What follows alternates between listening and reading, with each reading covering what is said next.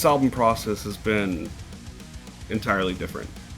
I would say that for first records, you always get as much time as you need because you've got no deadlines or anything like that. Nobody knows who you are. So you have time to develop your craft. And on this record, there were some expectations. I always kind of knew that I wanted the second record to be heavier.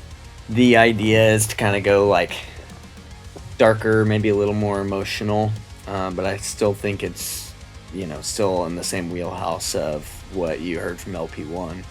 There's always kind of a balance of, how much new things that you add to the table whenever it's a band's second record. We really like the heavy stuff. We also really like the melodic stuff as well. I think the first record kind of gave everyone a wide range of what we like or what we like to do.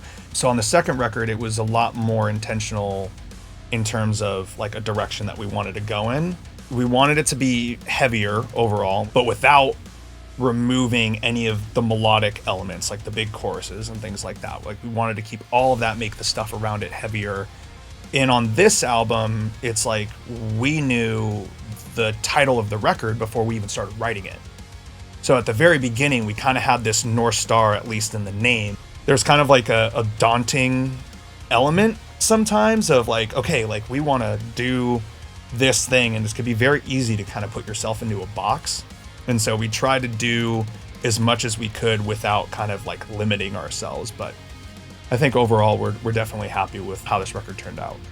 When it comes to direction, I'm probably a bad person to ask, because like to me, I'm not really affected by if something is, darker or heavier or lighter or more playful or anything like that. To me, it's just kind of like, do I enjoy it or not?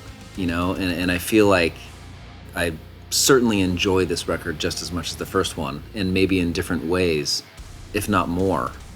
I like where this record is going, and I listen to the songs, and it makes me stoked to listen to it.